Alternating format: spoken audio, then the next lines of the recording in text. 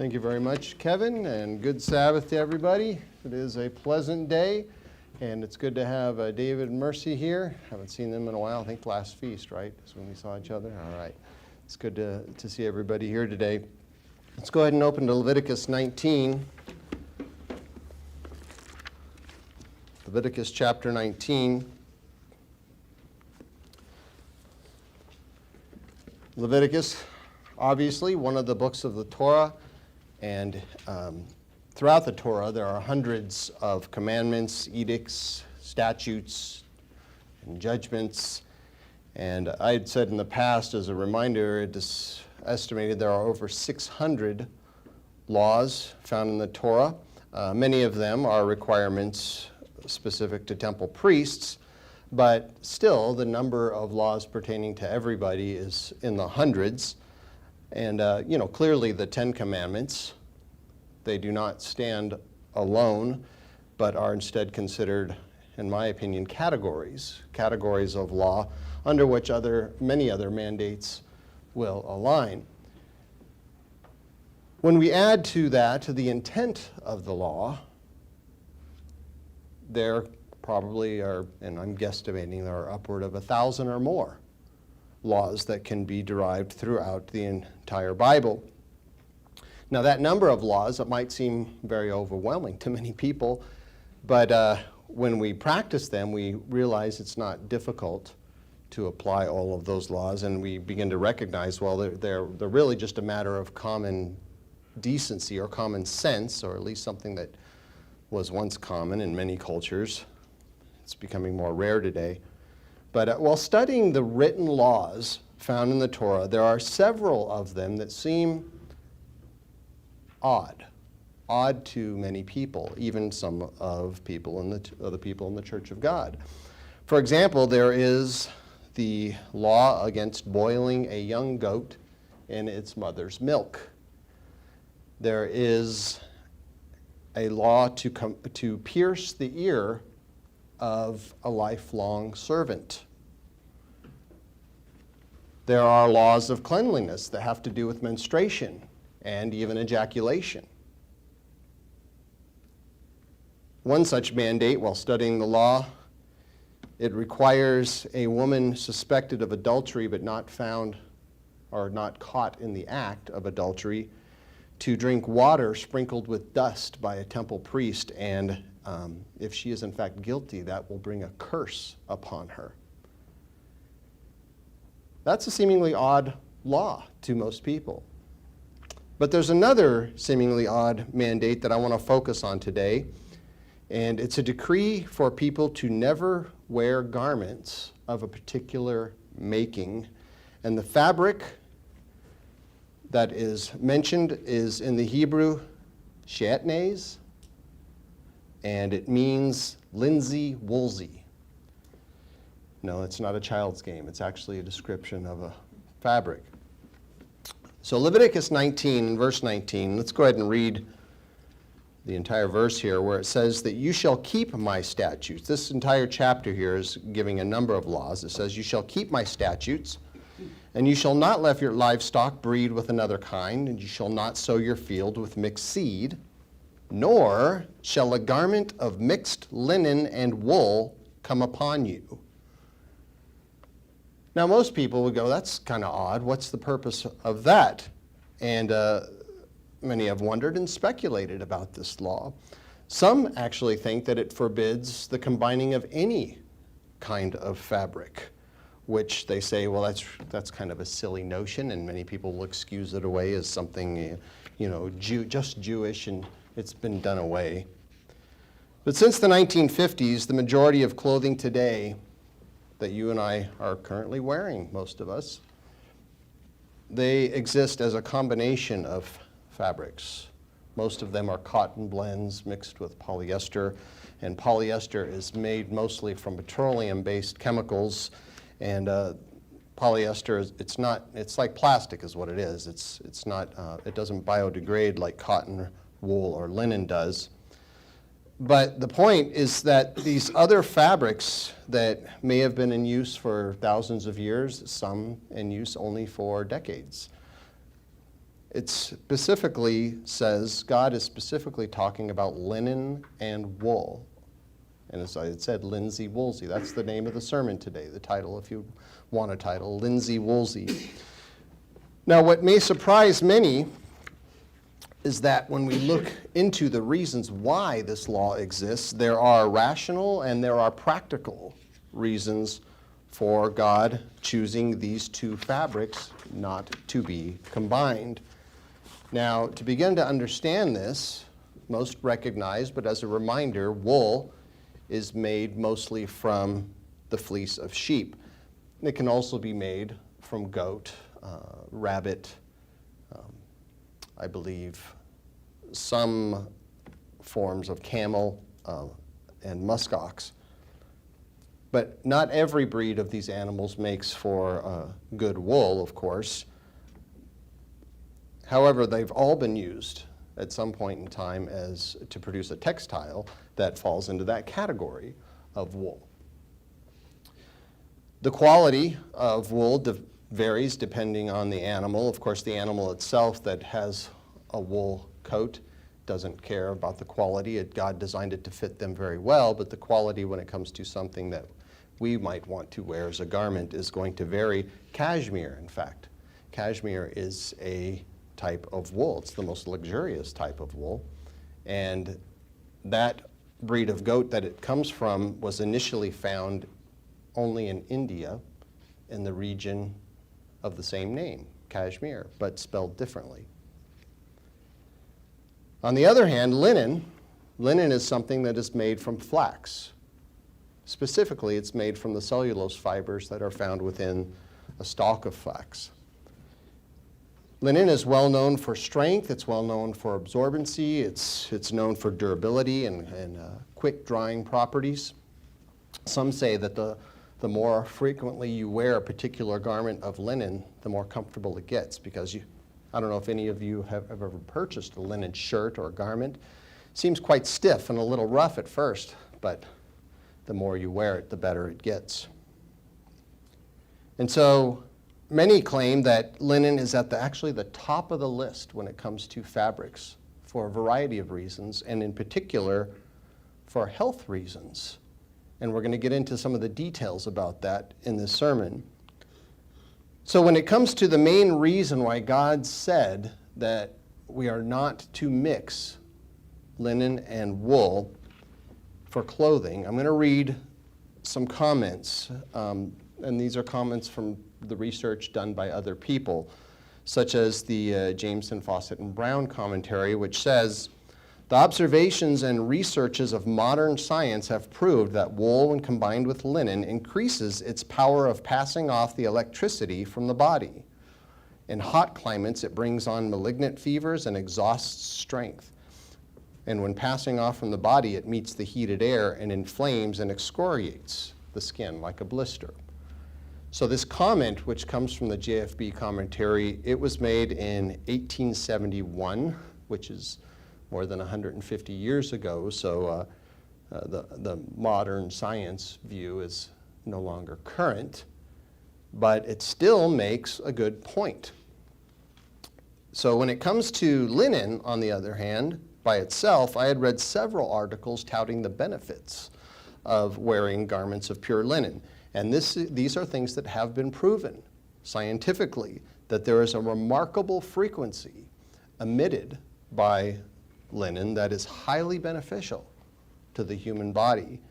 One article said that as early as the 1900s, hospitals once used linen sheets because of the exceptional ability to expedite healing by alleviating pain and inflammation. And it was said in this article that many patients had accelerated recoveries while wrapped in pure linen. So what's the science behind this? You know, how do you make sense of that? Well, I'm going to try to explain some of that today. I find it fascinating. I hope you learn something as well. And I'm going to be assisted by my copious notes on the subject because I cannot keep all of this information in my head. So to begin to understand why this is the case with linen, we need to recognize that everything physical exists of cellular structures that consist of atoms. Now, atoms, technically, it's a theory. Probably heard of the atomic theory. But there is enormous evidence that matter is, in fact, composed of atoms. Atoms exist as framework for everything physical. Now, atoms consist of a nucleus with electrons that rotate around the nucleus, much like planets rotate around the sun, only the electrons, they rotate much faster. And so this produces energy. And the kinetic energy produced by the rotation radiates from the matter in differing frequencies, and of course that depends on what the matter is made of. This frequency, what it means is that they vibrate. Now, you can't see the vibration of something. You can't see the vibration of a book or a pair of glasses, and you don't feel it. At least not when, it's not like they're sitting here moving on your head. But this frequency can be measured with infrared spectroscopy and Raman spectroscopy. And a few other scientific devices can measure these frequencies. And the vibration is measured in hertz. So we're getting into the modern, this is truly the modern science view. And in 2003, Dr. Philip Callahan, he proved the existence of energy produced by linen, and he discovered that flax cloth, which is linen, acts as an antenna for energy. And he found that when pure linen was wrapped over a wound or some place where somebody has local pain, it greatly accelerated the healing process. There was another study done by Dr. Heidi Yellen on the frequencies of fabric, and her study indicated that the human body, she initially said, had the frequency of 100, and organic cotton has the same frequency. Non-organic cotton registers at a frequency of about 70, according to her study. And her study showed that if the number of the frequency number, the level, is lower than the human body, it puts a strain on the body. And interestingly, she noted that diseased people, or people that are nearly, on the verge of death, they have a frequency of about 15. And that frequency, interestingly, is where polyester lies, and rayon, and silk, actually. However, when the garment, she had said in her study, when it has a frequency of 100 or higher, it passes positive energy to the body. And this study, she had labeled linen as she calls it a super fabric because of its properties. So the frequency of linen is 5,000 hertz. Might be megahertz, I'm not sure. The study might not be, there should be an M in front of that. In any case, interestingly, wool has the same frequency. And so when you put the two together, though, the frequencies actually cancel each other out, and the frequency becomes 0. And it's believed that the reason for the cancellation is because the energy field of linen, it flows from left to right. I think it's wool flows from left to right, and then the frequency of linen flows from right to left. And so they're going against one another. And when these two frequencies go in opposite directions, they're going to what? They're going to cancel each other out. And so it means that the atoms become motionless and measure in 0 megahertz. Now that is something that's dangerous to the human body. And so in the study, even wearing a wool sweater on top of a linen shirt caused the frequency to cancel out. So the next question is, how dangerous is it to wear Linsey-woolsey garments? Well, that's where research done by Dr. Raymond Rife comes in, and this doctor, he spent 30 years studying vibrational frequencies of hundreds of microorganisms. He even developed special tools to measure the frequency. He cataloged the results of pathogenic microorganisms to coordinated resonance from electrical frequencies. He established what is known now as the mortal, or I believe he named it, he coined it, the mortal oscillatory rate for hundreds of disease-causing pathogens. And in his study, which was a little more advanced, he determined that the average frequency of a healthy human body was between 62 and 72 megahertz. And when the frequency drops below that average, it signifies a compromised immune system. This is now common knowledge to health science, and even studies that I just did a quick search to see, like, well, what do most think now that the frequency is? And it came up to a vibrational frequency of the human body between 62 and 78 megahertz when a person is healthy, and illness can begin to be seen or felt in the person when the frequency drops below 58 megahertz. So when low frequency garments, or whether it be clothing, a shirt, pants, sheets, a turban, blankets, something like these, some of these mixed fabrics, when they are placed next to the human body for a prolonged period of time, it can influence the body's frequency to begin to drop. So we see then by these studies by science that there are practical and rational reasons for God to say that linen and wool are not to be combined and used as a covering for people of any kind, of any type of, whether it be a garment or a sheet or a headdress. Let's go over to Ezekiel 44 for a related side to this. Ezekiel 44.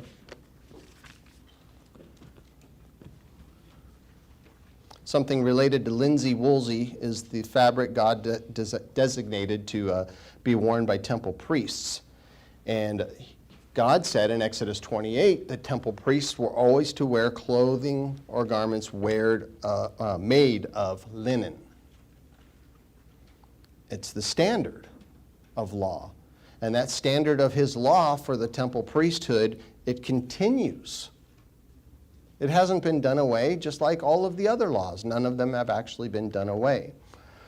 So notice what's said about priests who are going to serve in the millennial temple. Ezekiel, the last 8 chapters, including chapter 44 here, is a description of the temple that will be built when Christ returns. And there is a great deal of information about the temple, how it will function, and what will be done in the temple, including the people that... do you need something, honey? No, thank you. That'll be important. I'll go ahead. Wait a minute, I'm missing a page here. Thank you, Michelle. So these chapters, they talk about what's going to be done in the temple and the people that will do it, and the duties of the priesthood. In particular, in this section, verse 15, I'm going to read several verses here, beginning in verse 15 of chapter 44.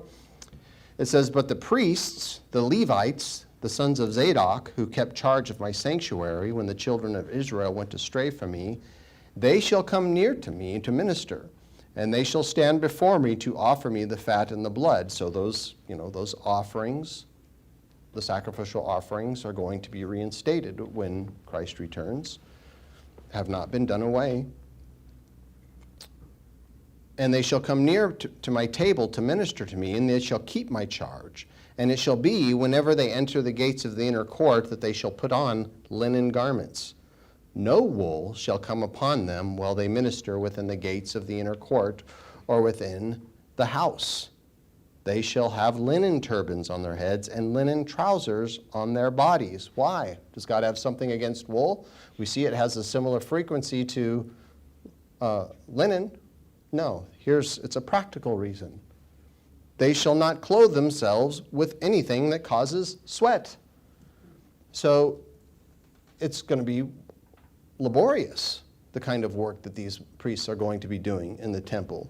And so you could work up a sweat doing, especially when you're dealing with sacrificial offerings, everything that needs to be done to the animal, and then how things needed to be burned and will need to be burned. So we see that God says linen. This is what they are going to wear. This is what they wore in the past. This is what they're going to wear in the future. Polyester's out, rayon's out, wool obviously out. Silk might feel very nice and soft, but low frequency, and so that's out. Only linen is to be used for temple priestly garments. And that really, I think, is telling. It says something about the quality of the material. Kind of makes you want to go out and say, I think I need to pick up a few linen shirts.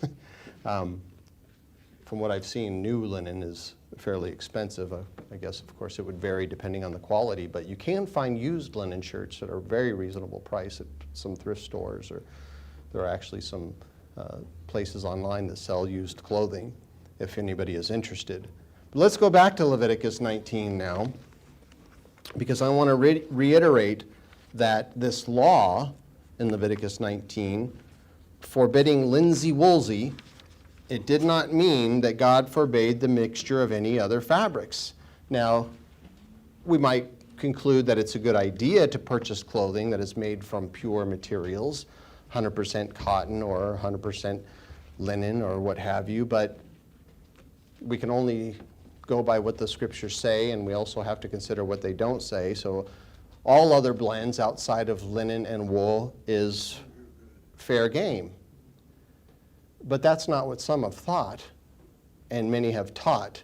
In fact, most translations of the Bible, such as the English Standard Version, renders the scripture we read in Leviticus 19:19.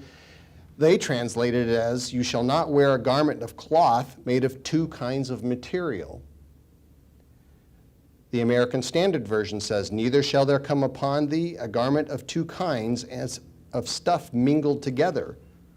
The Bible in Basic English says, "Do not put on a robe made of two sorts of cloth." The Complete English Bible, do not wear clothes made of different kinds of material. The ISV, you're not to wear clothing made from two kinds of material. The RSV, there shall not come upon you a garment of cloth of two kinds of stuff. The NIV, do not wear clothing woven of two kinds of material. It goes on and on. In fact, the majority of translations out there translate linsey-woolsey as any two kinds of material. But they're all mistranslations, and that's one of the reasons, our recommendation is that we use either the King James Version or the New King James Version of the Bible. Both of those versions have some of their own issues, but there are less issues, and we know what they are. The point is, the law for not mixing fabrics, it applies to linen and wool only. God has given us good physical reasons for this. In addition, even though the rationale that is for this mandate may not be a moral issue, there is a moral to it when we consider that, well, first, it's a command from God. And so to knowingly disobey a command from God, that's immoral. To knowingly do something that it's going to cause you harm, that's an immoral choice. In fact, it's a stain to our character when we choose to disobey God, and our character is something that's going to be reflected in the wedding garments of the saints. So with this moral aspect in mind, there's another consideration of linsey-woolsey that has to do with two other mandates that are found in the same scripture. Now, we read the whole scripture, but just as a reminder, it says, Leviticus 19:19, "You shall keep my statutes. You shall not let your livestock breed with another kind." Well, again, it's similar. It's a different thing. Now we're talking about animals here, in particular livestock. But he's saying, don't mix any of these two species together. Even though it is possible, it's possible to breed a cow with an ox or a yak or a bison or a buffalo. people have done this, but the animals were not designed for this. In fact, those who have done it can tell you that the animals, they are not attracted to each other. It's not something that they would do if they were left alone, in their natural environment. They have to be coerced. And I actually watched a little clip of somebody in another country doing this. I think it was a cow and a yak. And it was very difficult for them to try to get these two to mate. In fact, in the video I watched, they didn't even get it to happen. But from the early 1880s to the 1970s, there are some in America who have bred bison and cattle to produce a type of meat that's called beefalo. I don't know if you've heard of it. It's something new to me, but apparently there's small quantities have been around for several decades. A small number, there's actually a beefalo organization out there, so a small number, it's pretty small. They continue to breed these animals, but the trend, it really never caught on for various reasons. In my opinion, the moral reason God said in this decree not to do this is because God is very concerned with quality. The quality of the animal, the way he designed it. He created a variety of animals for certain reasons, to serve specific functions. And just because they have like genes and they are compatible for mating does not mean that it's something that should be done. It's, people begin to toy with nature in this way. Some people call it playing God, thinking that we can come up with something better. But we don't always know what the results are going to be. And, maybe the results will be something benign, but it also could create many problems, which is a huge concern for all of this GMO stuff going on right now, whether it be grain or produce, or now there's a GMO salmon I know being used in many places. Africanized honeybees, that's one example of something that had terrible results. I had read in an article yesterday that 1,000 people have been killed by these Africanized honeybees that got loose down in the African area, and they're moving further and further north, and they attack the standard honeybee. They take over hives, and ecosystems are being affected by this because those Africanized bees are more aggressive, they're stronger, and they continue to move north. So we don't know where it's going to go. My conclusion is that the law forbidding mixing breeds, it's about quality, the integrity of the animal, balance in the way God designed it to be. And when we maintain integrity in the creation, we also maintain our own integrity. There's a relationship there. In Deuteronomy 22, if you'd go over to Deuteronomy, I want to look at another aspect of this law, and it comes from something else that is found in Leviticus 19:19, and I'll just read it for you, where it says that you shall not sow your field with mixed seed. This is restated in Deuteronomy 22, and more detail is given to it in Deuteronomy 22 in verse 9, where it says, you shall not sow your vineyard with different kinds of seed, lest the yield of the seed which you have sown in the fruit of your vineyard be defiled. Again, it's about quality. Now, interestingly, in the context of not sowing different kinds of seed together, God said in verses 10 and 11, you shall not plow with an ox or a donkey together, because they're different strengths, different animals, different species. They don't work well together. You're going to be going off like this, trying to plow. And then he said, you shall not wear a garment of different sorts, wool and linen mixed together. Now here, I'm reading the New King James Version. It has, you shall not wear a garment of different sorts, such as wool and linen and mixed together, but such as is in italics, it's added. It's not in the original text. So again, God is being specific. Linsey-woolsey is the concern here. So similar to forbidding breeding different species of livestock, the issue with different kinds of seed is again a concern about the integrity of what is being produced on the property. God's concern is about the quality of what you are growing for food. And sowing different types of seed all together, it is going to affect what you produce. And in turn, if it affects the quality of what you produce, it's going to affect the quality of health that can be gained from eating such produce. I've been volunteering at a community garden here on this property for, I don't know, it's been at least 10 years now, maybe longer, probably more like 13 years. I lost track some time ago. On this property, they have a large area that's dedicated to growing food for people in need. They call it a mission garden. And everybody that takes part in having one of the garden plots is required to donate a certain amount of time to helping with the mission garden. However, we don't just grow anything in the mission garden in any way that you can in an attempt to focus on quantity. We want lots of everything. They go to great lengths to grow quality produce, organic produce. And something that I've learned from raising and helping with different crops over the years is that different plants will take different things from the soil. And many of them take some of the same things, but in different levels. Some might use more zinc than another, some less magnesium than another.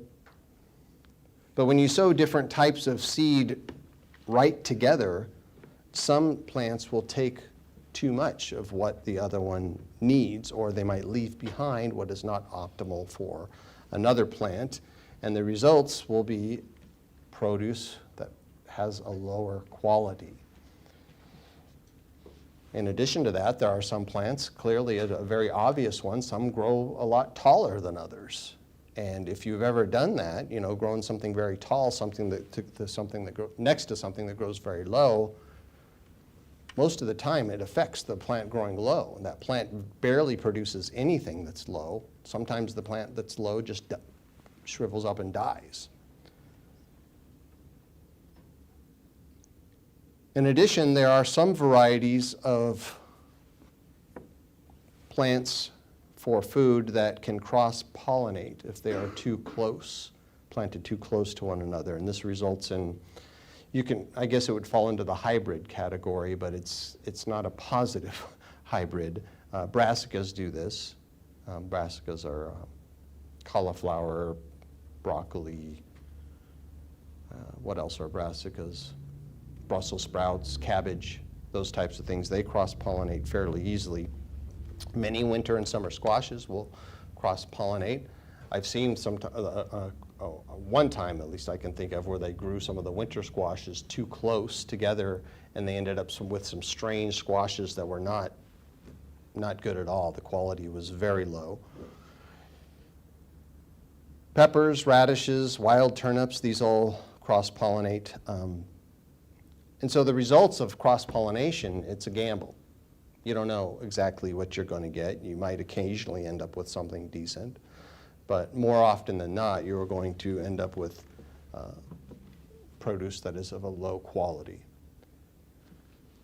Now, there is such a thing, I have to note, there is such a thing as called companion gardening. Anybody who's had a little garden has probably heard of companion gardening. And what this means is that you can grow things closer together that complement one another. For example, you can grow basil very near to tomato plants, and it's very beneficial to the tomato plant. But it doesn't mean that you grow them right next to one another, like you sow two different seeds right next to each other. That's what God is talking about, mixing seed right alongside of each other. Because when you do that, it's not good for the soil, it's not good for the plant, and that means it's not what is best for the consumer.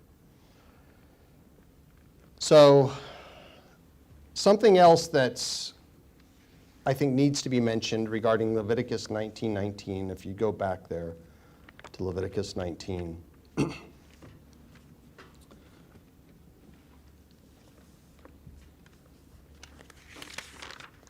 The conclusion I came to about these mandates is that, well, first, they're practical. And, his concern is about maintaining integrity of whether it be the animal or the plant. He's concerned about quality and quality of life for the people that use those things. Whether it's clothing or the soil that the crops are grown in, he's concerned about this.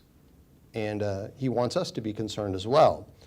So, for example, let's talk about clothing again for a minute. What we generally know about clothing agrees that 100% wool suit is higher quality than a suit made of mixed fabrics. A pure silk tie is preferred over a blend.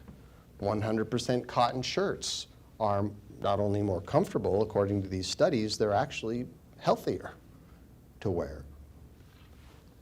So wearing blends of many materials, it may not be a sin, but the point is that God wants us to think about the quality.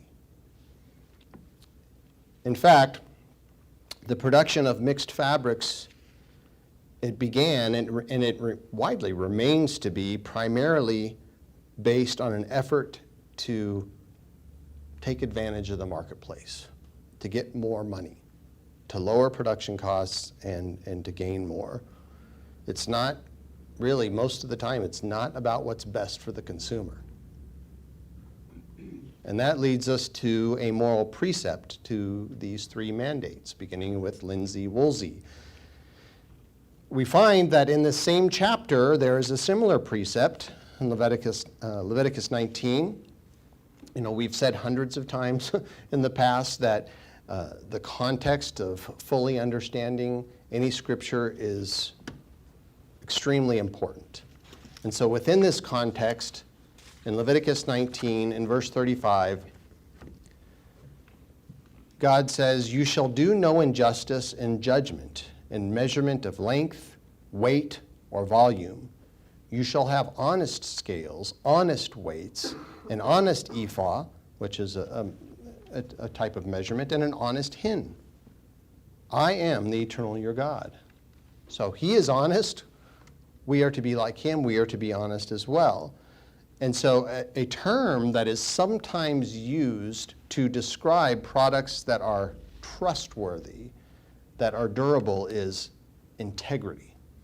When we describe something as having integrity, it means that it's made of quality material, it's dependable, it does what it says it's going to do, or what the manufacturer says it is going to do. Now, interestingly, integrity is the same term used to describe people who are honest and reliable. They are people who can be trusted, whose yes means yes and no means no. When they say they're going to do something, they follow through, even if it's to their own disadvantage. As it says, swear to your own hurt. And the reason is because these people are concerned with quality. They have integrity. And so God wanted Israel to be like this. He wanted them to be fair and honest and to be focused on excellence. Now, when it comes to clothing, when it comes to food, God gave them some guidelines here, and he gave us the same guidelines. He showed us what the best methods are. And this contrasts much of the world today and even throughout history, where people do all kinds of things, mix all kinds of things together in order to lower costs and increase profit.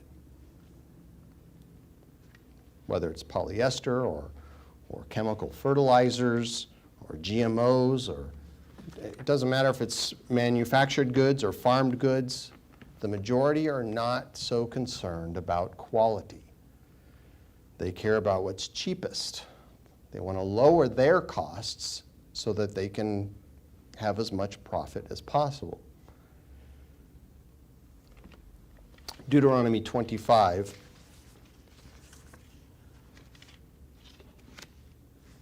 Consumers in America, think about it, we live in one of the most blessed nations that the world has ever seen. And consumers in our country are virtually surrounded by food and clothing, so much so that when you see all these immigrants coming in from different parts of the world, what are they wearing? Clothes that have American words on it. I mean, we have so much that it's just being spilled out and spreads to other nations. But most of what this nation has is not optimal, meaning it's not what is best for the consumer. And so if we want, optimal health, we have to be careful. We have to read labels. We have to be on the lookout for shoddy materials so something doesn't break down on us. We have to compare the practices of some people that would use what God describes as dishonest scales and weights. And that's what God is talking about. When he's using a descriptive term of something that was common in that time of weighing goods for purchase or for selling, where a common practice of dishonest businessmen would be to have heavier weights that would be used when buying certain things, but then they would have a very similar looking set of weights, but somewhat lighter when it came to selling. And this would allow them, of course, to cheat, to get the best deal, a dishonest deal. Deuteronomy 25 goes into this a bit further in verses 13 through 15, where it says, "You shall not have in your bag differing weights, a heavy and light. You shall not have in your house differing measures, a large and a small.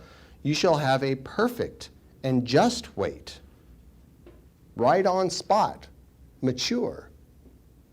Have integrity, a perfect and just measure," he said, "that your days may be lengthened in the land which the eternal your God is giving you." And so here is a clue to why societies fall apart and why Israel came crashing down. Because the less integrity that people have, the less focused they are on the quality of what they do, the more corruption, the more dishonesty, and this in turn leads to a society with less and less stability. Now America has prospered for decades, maybe perhaps near 200 years or so. But for the last several decades, we see that we're going downhill. We're going downhill, and you can see it in what we do. The business dealings, the dishonesty, the corruption in government. And that's likely why the current president, his presidential campaign, both times was the slogan, "Make America Great Again." Let's have integrity. Let's be concerned about quality. Let's do what's right. And his administration is continuing this effort to restore a level of integrity to the nation. But even if the current administration is successful to a degree, I do hope they have a great success. But even if they do, consider how long will it last? A few years? 10 years? Is it going to last until Christ returns? Clearly not. The revelation of Christ says that things may get better for a time, but then it's going to get much, much worse. The prophecy of Paul in 1 Thessalonians 5 says that the day of the Lord will come as a thief in the night, and when they say peace and safety, then sudden destruction comes upon them. And the example given is labor pains coming upon a pregnant woman. Kind of comes out of nowhere almost. "And they shall not escape," Paul said. "But you, brethren, you are not in darkness. You should be aware of these things." God is shedding light on the subject so that this day should not overtake you as a thief. So we prepare for it. And we prepare by being concerned with things of quality and having integrity. And so some are going to escape, and it is those people that have this level of integrity that God hoped Israel would have, and he intended for them to have. And God said of Israel when they lowered his standards, and he says to people today as well, it's true of any, if you let me call it, any Linsey-woolsey nation that sows seeds of depravity. Jeremiah 5 verse 29 says, "Shall I not punish them for these things, says the Eternal? Shall I not avenge myself on such a nation?" He will, and he did. He gave us the example. He did it in the past more than once, and he's going to do it again. He will punish people for wicked and corrupt ways. We know there is a time of tribulation that's coming. But Paul points out, and other scriptures point out, that we can escape it. We can be protected. We begin by keeping ourselves clean, unspotted from the world. And so don't be like those people that are going to, allow a measure of dishonest business dealings, of try to get the better deal, the upper hand on others. Don't be satisfied with producing shoddy work. Don't try to tip the scales in our direction. Don't try to weave different ways, immoral ways, into God's way. It's not going to work. You're taking a chance, and the chances are extremely high that it's going to be to your detriment. So God's kingdom, it's about a way of life. God's way is a way of life, and it's concerned with integrity and quality. It's doing the best that we can in whatever circumstances that we're in. And that moral precept, I believe, is related to this law of linsey-woolsey garments. Don't do those things that are going to come back and hurt you. Because you wear a garment like that, you could probably wear it for some time, and you're going to be like, oh, it's fine, I'm fine. But then all of a sudden, you're going to start feeling sick. Keep wearing it, you'll get sick. Other symptoms will come upon you. Instead, purity is what we seek, and purity is what is pictured by the priestly linen garments. And that is why the future wedding of the Lamb, it describes those people who will be chosen as the bride of Christ as being arrayed in fine linen, clean and white and bright, because the fine linen portrays the righteous acts of the saints.